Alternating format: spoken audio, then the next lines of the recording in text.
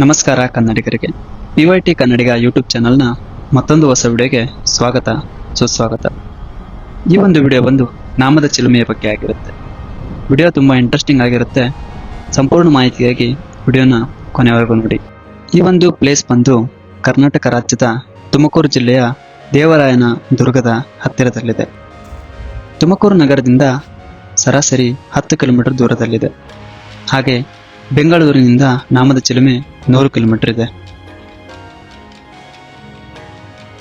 ಹಾಗೆ ಈ ಒಂದು ವಿಡಿಯೋ ಕೊನೆಯಲ್ಲಿ ಹತ್ತಿರದ ಪ್ಲೇಸ್ಗಳ ಬಗ್ಗೆ ಮಾಹಿತಿಯನ್ನು ಕೊಡ್ತೀನಿ. ಸೊ ದಯವಿಟ್ಟು ವಿಡಿಯೋನ ಕೊನೆವರೆಗೂ ನೋಡಿ. ಇಲ್ಲಿ ನೀವು ನೋಡ್ತಾ ಇರೋದೇ ನಾಮದ ಚಿಲುಮೆಯ ಮುಂಭಾಗ. ಇಲ್ಲಿ ಜಿಂಕೆಗಳು ಇರೋದ್ರಿಂದ ಜಿಂಕೆವನ ಅಂತ ಕೂಡ ಕರೀತಾರೆ. ಇಲ್ಲಿ ನಮಗೆ ಎಂಟ್ರಿ ಟಿಕೆಟ್ ಬಂದು 6 ವರ್ಷದಿಂದ 12 ವರ್ಷ ಮಕ್ಕಳಿಗೆ 10 ರೂಪಾಯಿ ಇರುತ್ತೆ. 12 ವರ್ಷ ಮೇಲ್ಪಟ್ಟವರಿಗೆ 20 ರೂಪಾಯಿ ಇರುತ್ತೆ. ನಾಮದ ಚಿಲುಮೆಯ ಸಮಯ ಬಂದು ಬೆಳಗ್ಗೆ 8ರಿಂದ ಸಾಯಂಕಾಲ 5:30ವರೆಗೆ ಇರುತ್ತೆ. ಹಾಗೆ ಸೋಮವಾರ ದಿನ ರಜೆ ಇರುತ್ತೆ.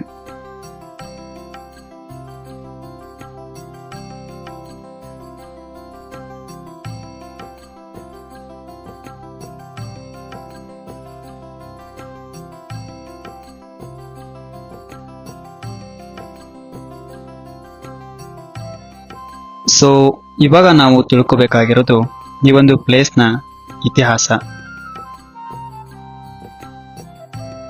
ಪುರಾಣದ ಪ್ರಕಾರ ರಾಮಾಯಣ ಕಾಲದಲ್ಲಿ ಶ್ರೀರಾಮಚಂದ್ರ, ಲಕ್ಷ್ಮಣ, ಸೀತೆ ಕೆಲಕಾಲ ದೇವರಾಯನ ದುರ್ಗ ಕಾಡಿನಲ್ಲಿ ವನವಾಸ ಅನುಭವಿಸ್ತಾರೆ.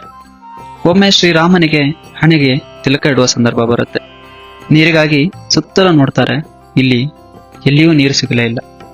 ಆಗ ರಾಮ ಈ ಒಂದು ಸ್ಥಳದಲ್ಲಿ ಬಾಣ ಹೂಡಿ ಬಂಡೆ ಮೇಲೆ ಬಾಣ ಬಿಟ್ಟಾಗ ಬಾಣ ಒಳಹೊಕ್ಕು ರಂಧ್ರವನ್ನು ಕೊರೆದು ಇಲ್ಲಿ ನೀರಿನ ಬುಗ್ಗೆ ಚಿಮ್ಮುತ್ತೆ.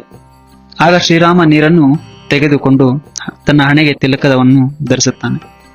ಹಾಗಾಗಿ ಈ ಒಂದು ಪ್ಲೇಸ್ಗೆ ನಾಮದ ಚಿಲುಮೆ ಎಂದು ಕರೆಯಲಾಗುತ್ತೆ.